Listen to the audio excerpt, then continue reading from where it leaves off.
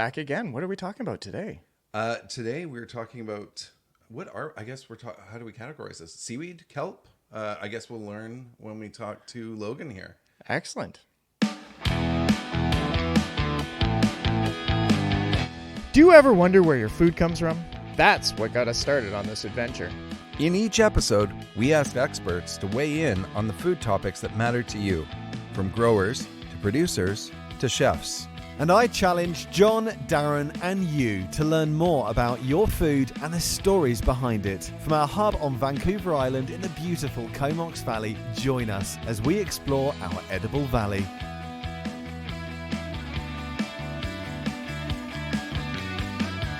Darren, another episode of the Edible Valley. Yeah, it feels a little weird.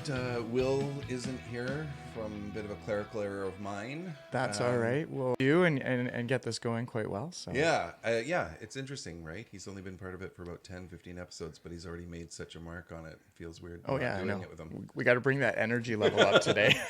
All right. So with us today, we've got Logan. Logan Zeinert. Yeah. Zeinert. How are you doing, Logan? I'm great. Great. Yeah. And you come to us with a body of knowledge of kelp, and seaweed, and potentially food applications thereof. Yeah, I mean, I wouldn't say a body of knowledge, more like a couple of legs, but great. Yeah, like I've kind of just been in the aquaculture world for a few years now. Right. And seaweed is one of the things that we're looking at North Island College, and they've been looking at it for a little while before I've started there. Oh, yeah. So, yeah, it's pretty cool stuff. Great. It's really interesting. Yeah. Interesting. Well, yeah, and that's sort of what we wanted to talk about is how does this relate to food? How is food going to factor in the future, or how is seaweed, kelp, aquaculture, how is that going to factor into our food later on down the road, or... Yeah. No, this is super exciting for me because this is something that I don't have a firm grasp of, even though I've grown up in this area and I've cooked with seaweed numerous times. Yeah. It's still something that I'm still experimenting with, and I'm still trying to find my niche market and how I can actually really do some amazing things with it. So picking your brain and learning a little bit today could be a lot of fun for me. So yeah, absolutely. I mean, I guess we'll start at the start of what happens when you're actually trying to like farm seaweed or that seaweed. Sounds great. How's that sound? Yeah, that sounds perfect. Let's go from how do we get this onto the plate? Yeah, absolutely. So around the world, it's a pretty common method to just put a line in the water, mostly done with horizontal lines. They basically float them 3 or 4 meters underneath the water. Those lines are seeded with a spool of kelp, and they just wrap that line around the rope, and then that rope basically just sits there for 6 months. In BC, we'll put those lines in around November, December time, right? And then we'll be pulling those lines out around April, generally around April. Oh yeah, and that allows a good amount of time for growth, so you get a nice long, nice looking piece of seaweed. Mm-hmm. And it also prevents fouling growth on it, so you get a nice clean piece of seaweed too. Oh yeah. So when you go out, you take your boat out, every now and then you'll be periodically checking it to make sure nothing out of the ordinary has happened. But around that April time in BC, you'll have basically your boat going alongside these lines, and you'll have a winch. That line will go over the winch, and you're just basically slicing off kelp. Really? And putting it in a tote and bringing it back for processing. Interesting. And then, so when you're processing it, you're just sort of cleaning it or portioning it, or... Yeah, so there's a couple of different methods, I guess. I think the most common one around the world is it's cut off those lines, and then it's just hung up to dry. Right. So often it's just hung outside. Or people will do it kind of in like a greenhouse or just like a big shed. Right. And they'll just leave it for 24, 48 hours to dry. Right. And there's like a relative humidity that they're looking at getting it down to. Right. And then that way it stores really well. Right. The other options are like a more fresh approach. So it's harvested off those lines. it's brought back to like a processing facility. And for something like nori, it's kind of like swirled around in a vat and then like shaped, dried, and you get your nori squares. Right. But for something fresh, quite often they'll take those fresh kelp blades and they'll blanch them. Oh, yeah. And they go from like that kind of light browny, kind of like the tea color I Yes. have right here in front of me. So they'll go from like that tea color to a nice light green from that blanching, and that's like that traditional like. Oh, really? kelpy So it color. gets to that vibrant green from the blanching. Yeah, like a lot yeah. of the kelps that come out of the water are like that, like light kind of tea brown color. Right. I mean, like it doesn't look bad, but that light green is kind of more appealing. Yes. Well, yeah, like I have some wakame here, or what they use for wakame, and same thing. It's blows me away how this relatively dark and brown, when you make wakame salad, it's vibrant green. Yeah. Interesting. But that's where I come at it from. Is that I used to have a sushi food truck way back when, and there's so many things that Japanese have always been using seaweed for. I mean, aside from nori, which is key in a lot of what I was doing, so is kombu, because I was making my own dashi all the time. And it's literally one of 3 ingredients, or one of 2 ingredients that goes into dashi is kombu and bonito flakes, really. I like to add shiitakes, but that's just my preference. Yeah. But so they seem to have harnessed it a long time ago, because that's deep in their culture, all that food. And we're surrounded by the same seaweed, but haven't really taken note of it. Yeah, and even here there's like some traditional use, Right. but it's very minimal compared to like what the Asian countries would be using it for. And like their harvest of seaweed is huge, and places like Canada or Australia are only kind of just getting in the groove of it, and Just it's sort of becoming waking up. like a real thing. Yeah. You know? Well, is there health benefit? Are there benefits to it? Like, Yeah. I would think that there would have to be. Yeah. Yeah, so in terms of like farming, you're putting something in the water and you're putting nothing else in the water. You're basically just putting it there and it grows. It's like That's- magic. right. So compared to, I guess the big one is fish farming, where you're putting additives in the water Right. with even just like feeding your fish. You're adding Right. something to the water. Which includes labor Yeah. and product, and yeah. Yeah, so for this, your labor is way less, but also you're just not adding any excess Right. thing to the water. You're just leaving it there to grow. So Right. in terms of the environmental impacts, it's great. When you harvest it, and in terms of like the nutritional benefits, Yeah. it's also really, really good. Like it has a ton of micronutrients. Oh, in it. really? And yeah, and it's just like a fantastic end product. Right. And so would you liken it, and I'm not trying to put words in your mouth, but would you liken it to maybe other greens that we grow, like, Vegetables? Yeah, sure. Well, I'm thinking greens. I'm thinking like salads. I'm thinking, leafy greens. But like, would you use it the same way? Would you make salads of it? I think that it would probably, because of its hardiness, because of, it's got a bit of a, like, from John's perspective as a chef that's exploring, I would think that you could also use it in hotter dishes. You know what I mean? It's going to hold up. It's not going to break down like. I think greens it all might. depends on how you're using it. Yeah. That's a big thing, and there's so Yeah. many varieties of the other thing, seaweed right? out there that Yeah. like it's not like one. There's one weed. one weed that Yeah. does it all. Yeah. Yeah, and that's like the kind of the cool thing. Like there are a few that are very, very similar. So I know there's some people in Maine doing some harvest, and they have 2 different species they harvest. And I was just watching a YouTube video the other day, and the lady was like, "Yeah, they just taste the same, but we use this for this and this for this." Oh yeah. And so it's like 2 different uses for the same thing. Right. Right. Cool thing about it is, in addition to like the use that you guys might have, there's some like little fringe uses as well. Right. So you might not necessarily use it for food, but you can say like ferment it, and people have made beer and spirits out of it. What? I I had no idea. Yeah, like I think the brewery in Tofino has like a kelp stout, or had a kelp Yeah. stout. Really? Yeah. Yeah. Oh no, I was thinking of an oyster one down at Yeah. Spinnaker's, but yeah, Yeah. like it's Yeah. amazing I those. think it was Tofino, but Ah, like, interesting. anyway, I it's made pretty a cool. I made a bull kelp ice cream. Yes, you did. Yeah. Yeah, that John was. used to. Oh, you own did an ice cream. Yeah. So I used to own Blue Spruce ice cream, and so that was the one I would bring in some dried kelp, bull kelp, Sweet. and then I would just add it to a caramel ice cream, and just Yeah. by steeping it in the sugar and caramelizing a little bit. Yeah, it was really it was interesting. It was beautiful, like it was really tasty, but it did have that little bit of a hint of seafood in the background. Yeah. Which some people were like, "This is amazing," and other people's were, I think, maybe just because they said seaweed. Right. And I think that's Yeah. a bit of a, maybe you can help know, clear that actually, up, because people fear seaweed there's for some way. Also, I remember growing up and people would like, there was this big mythical fact that was like, do you know that there's seaweed in ice cream? And I think that was because they were pulling something from, I want to say carrageenan, but That's exactly what it is is. it? Yeah, they were getting the extract from seaweed, and Yep. so people were making that. Oh, it's in seaweed's in ice cream.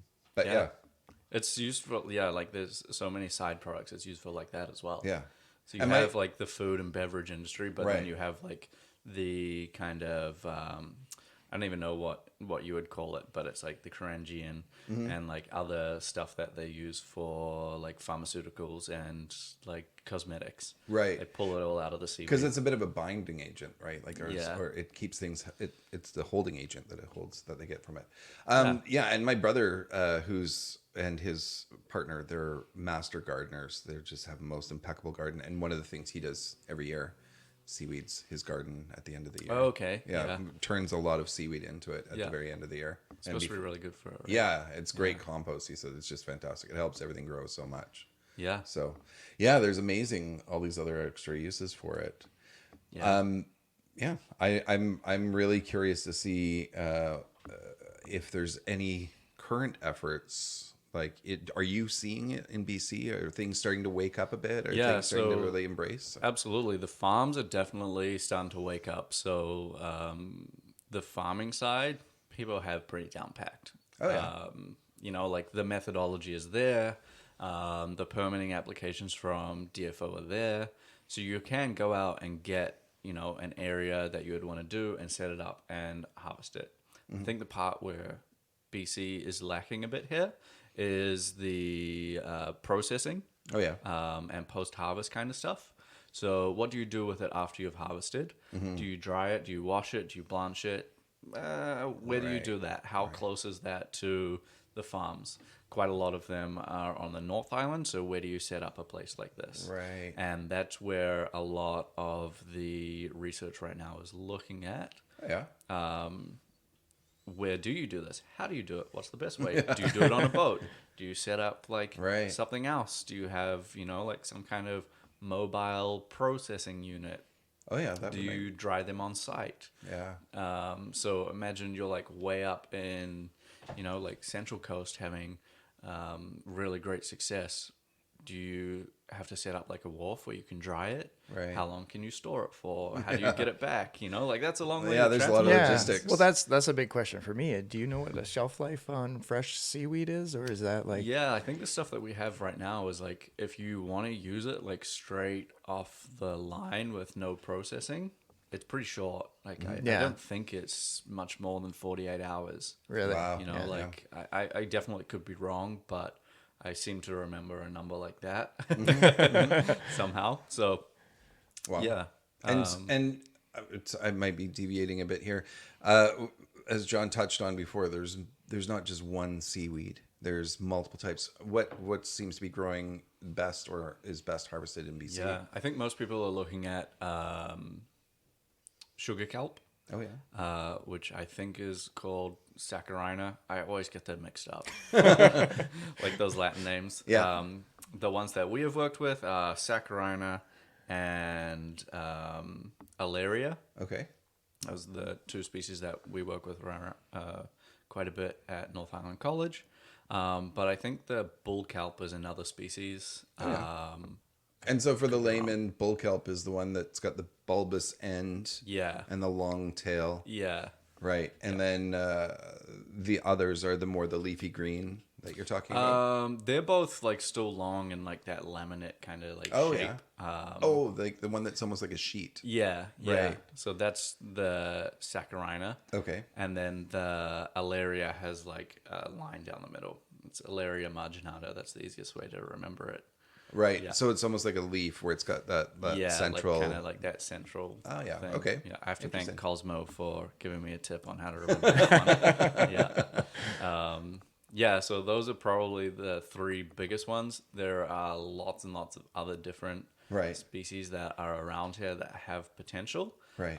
So there are like some of those smaller, leafier ones. Right. That have potential, but I don't think anyone's really explored those yet. Right. And so if, let's say, the average listener right now is now thinking, oh, look at the wonderful properties of seaweed, and they're down at the beach, encourage or discourage them from harvesting a little off the beach? I mean, if you find a piece that looks really nice and fresh and you can tell what species it is, Right. I would encourage you to have a nibble on some sugar kelp. Right. But otherwise, you Probably should not. probably just use it for your garden because Right. it does have a shelf life. So Right. if it's been sitting there for a day, So Yeah, that yeah. big pile that's been sitting on the yeah, drawings. yeah. Oh man, yeah. Crabs are running around. Can't it. imagine that it would Yeah. be that No. tasty. No, you know, no. you might Yeah. put yourself off for a while. Right. Yeah. Okay. Well, Yeah. just to make sure that people aren't running down and filling their Yeah, pockets. I think if you know what you're looking for and you can like go down to, like your local tide pool and find a couple of species of kelp and you can probably, like take it and, Yeah. give it a shot. Do you know of any? Are there any sort of user-friendly resources that somebody could find online? I I'm not forewarn you hugely that- familiar Yeah. with like a lot of the like cooking resources and stuff like that, especially for the species that we have around here. But like there are like something similar to like a kelp chip or like something similar to a nori is really easy to make, and there yeah. are a couple of species around here. Top of my head, I know it starts with a P, but it's like a similar genus to what you would find that they make nori with over in Asia. Oh, really? Yeah, like same genus, just a different species. So Right. very, very similar. And basically all you're doing is like harvesting it, taking it home, cleaning it up with some water, putting a little bit of oil on it, and then just baking it in the oven. Like for, sort of on like a how flat people sheet. make kale chips or Yeah, whatever. exactly. Interesting. Exactly. So you Well, can make those really I'm easily. gonna try that out. Now, I love trying. I love experimenting. So I'm gonna try that Now, out. for I'm sure. just wondering, do you need a fishing license or anything to harvest? Right, you seaweed mentioned in BC? DFO, Department of Fisheries and Oceans. I know Yeah. you're probably out of your field. But You're the scientist. You're not the. If you're doing like an actual farm, I know you definitely do. Yes. If you're doing like local harvest, I don't know. I don't want to get anyone in That would- trouble. that but I would be something definitely I say would- that we should check. yeah, Yeah. Google that one. And DFO, can I pick seaweed? Yeah. Well- Can I take this off the beach? Yeah. Yeah. And I've been lucky in my career to experiment with seaweed over a bunch of times, and I did the Shellfish Festival. Actually, I've done it a couple times as the So bowl how of have you kelp. found using it? Well, I find the lifespan is difficult because you have to bring it in, and if you bring it in, you either have to dry it right away or you have to definitely blanch it, and then it gives you a little bit more life. I've done really well with bringing it in and doing lots of chutneys. So like bull kelp chutney, so Cool. dicing up the fronds and actually taking the whole bulb and mixing that down and cooking it because it's pretty fibrous. So, but a good long cook, it moistens it up. Yeah. And it goes beautifully with nice seared halibut. So, but yeah, and then doing broths are always a beautiful because just releasing some of those flavors into it, especially from dried seaweed's always beautiful. Like that's Yeah. I'm like thinking now, I'm like, why am I not doing that at work right now? Is that not on the menu? Yeah, but like I say, with everything that I did with Japanese cooking or Japanese food, dashi, I mean, it's more than just, it's more than just useful in soup. I do it like as a poaching liquid for fish, and agadashi is one of my kids' favorites. Where tofu in literally in that dashi broth, but like I use kombu in so much of what I do for Japanese cooking. I think we're using it also in a pea puree actually. Oh, It's yeah. a little seaweed in our pea puree just to give it add that little bit of saltiness and that Interesting. little sea-ness. to Yeah, it, so I'm when this episode started to form, I got really excited. I realized that we're on the horizon, or it's on the horizon, where we're going to start embracing using different seaweeds, and I'm really excited to see where things go. So Yeah. what's your journey now? Where do you go with Well, this? I was going to say, what got you into this journey? What got you into seaweeds? I mean, I've always kind of been interested in aquaculture ever since I did my undergraduate degree. Something about the way that my prof talked about it, like really kind of like just started springing ideas into my head of like what people can do. And, so I've always been interested in that kind of stuff. And then I ended up doing my master's in Newfoundland on sustainable aquaculture. Oh yeah. I actually worked with crabs, which is another hilarious story. But I mean, like, I did so much reading on seaweeds because these crabs were herbivorous that, like, Right. like I kind of got interested in that. And then I started this job at North Island College, and a whole lot of it is to do with seaweed. So Right. now I'm kind of like in this seaweed world. Right. And I'm actually finding out that it is actually like really cool what people are doing around here and the research that's going on and how it's developing around here. It's definitely one of the more emerging products from around here. Right. So it's kind of cool that, I think it is kind of well timed. Right. I think it's definitely something that is coming up and coming. Right. So where do you go from here? Like or is that remains to be seen? Oh, it kind of remains to be seen. Yeah, like I think the research is really cool, and I'm excited to see the research projects that we have come up in the next year or so to do with this. And I think they are going to focus more on that processing part Right. that I mentioned earlier. But, like all of that is super exciting to see what people are going to do with that end product.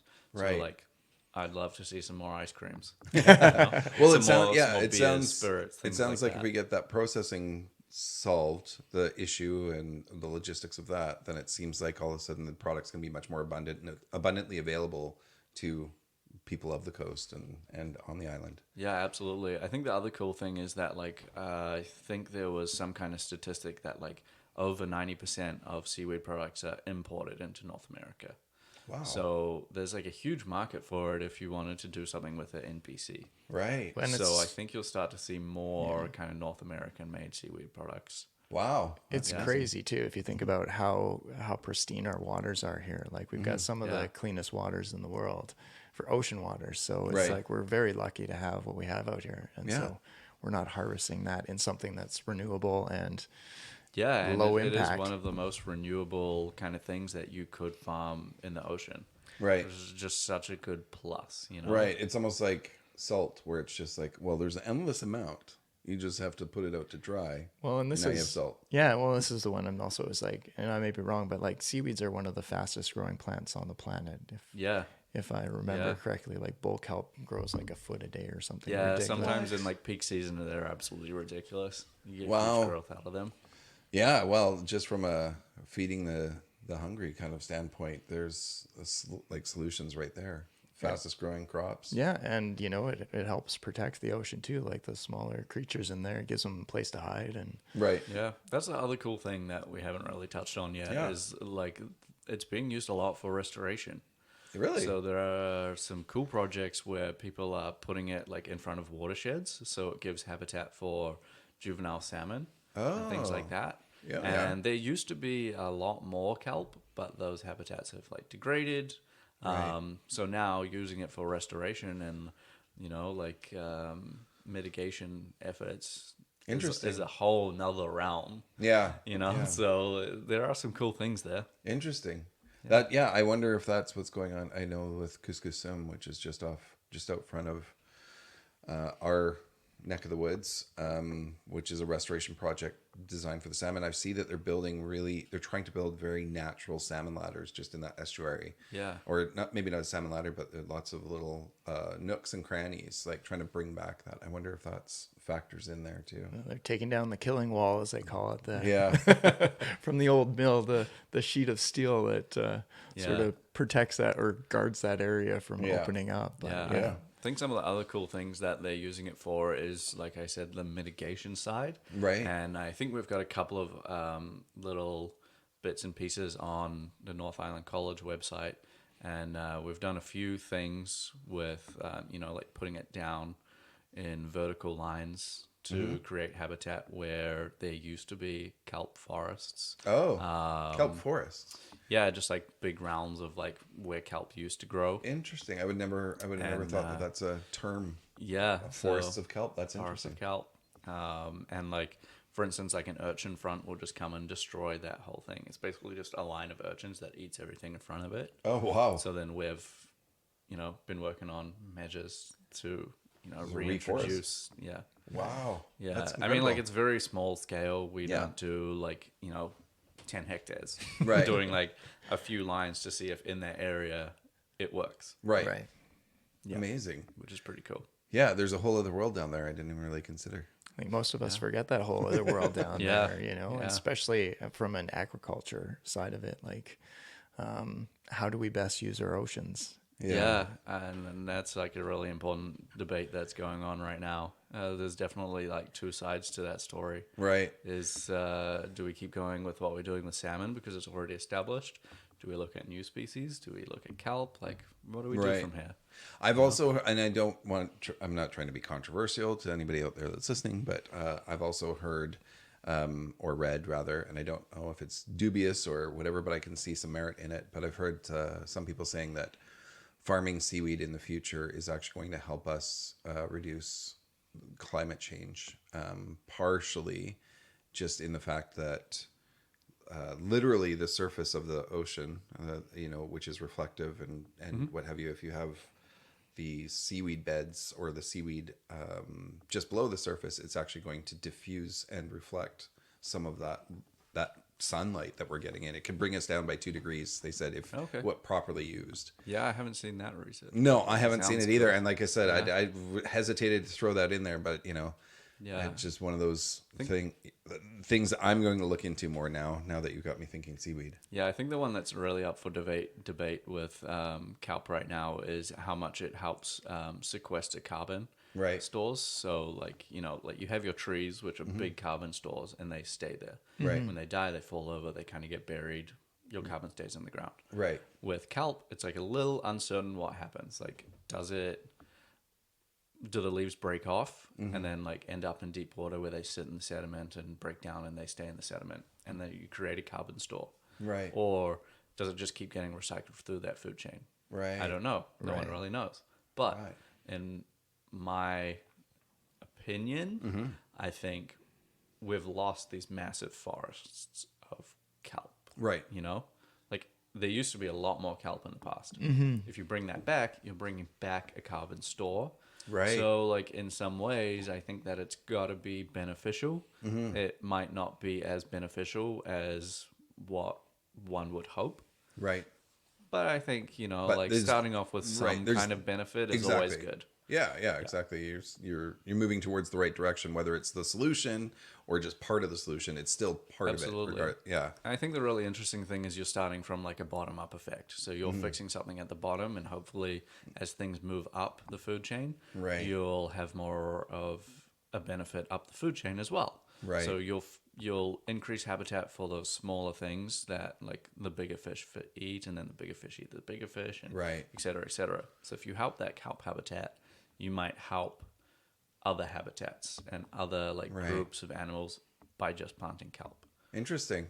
It's that whole circle of life, eh? Yeah. Circle of life. Yeah, and as more industry moves towards it and more people start recognizing what it's capable of, even though it's being harvested, you'll start to see a lot more planted just because, or encouraged growths, just because now there's a monetary value to it, and people are going to be, well, let's get some more in there, let's get it going, Yeah, I think people will also look at it like one of those carbon stores, carbon credit kind of things. Right. Like you can buy your carbon credits and someone will outplant kelp. Right. And it'll create part of a kelp forest or something like that. Right. I think there might be some kind of interest there. Right. I'm not really sure. Fantastic. That's great. Well, this has been extremely informative. I've learned a lot, and there's a lot that I'm now going to go read up on. I'm getting a little hungry myself, actually, too. Which is, I think, the first time I've ever gotten hungry thinking about seaweed. But I've got some nori sheets over We can just start- over there. Oh, we can nibble on those. we should be nibbling on those right now. Yeah. Well, and I feel like it's one of those things that's going to start creeping onto menus in the near future. Like a lot more places are going to start embracing it and start using it a lot more places. I mean, it's basically, as you're saying, it's that availability and being able to, once it's in the market and traveling, and you're seeing things in the market going a little crazy right now, and things we used to get are disappearing and harder to get your hands on, and the prices are going up and up. And so, having something that's right outside our door. Yeah. And generally speaking, menus reflect products that people can, or the restaurant or the chef can get on a continual, reliable basis. And as soon as that supply chain's there where it's continual and reliable, you definitely will see that start to be more prominent on menus, I'm sure. I really wanted to do a fresh seaweed salad. Just nice blanch and nice julienne salad and just some fresh ingredients in there. And it was a tough one of where do I get the product from? Right, and it was like, well, we can get it in once a week. Yeah. And I'm like, well, I'm open 7 days a week. I think like the interesting thing will be in like a year or two when they really get that processing part down. And then it'll be a more consistent supply. That's great. I look forward to it. Yeah. Okay. Well, thank you so much for coming in and chatting with us today. Anytime. That was great. And we'll definitely keep in touch because I know we want to find out more where this goes, and you can tell us where you're going with the project. So. Yeah, absolutely. That sounds great. Okay, well, thanks, Logan. And that wraps up another episode of the Edible Valley podcast. Thanks for tuning in, and a special thanks goes to the local businesses that help support our podcast. They make it possible for us to showcase your local food community. We'd love you to follow us on your preferred social media at Edible Valley, where you can check out our blog, find recipes and tips, behind the scenes, and of course keep a lookout for where we are going to turn up next in your Edible Valley.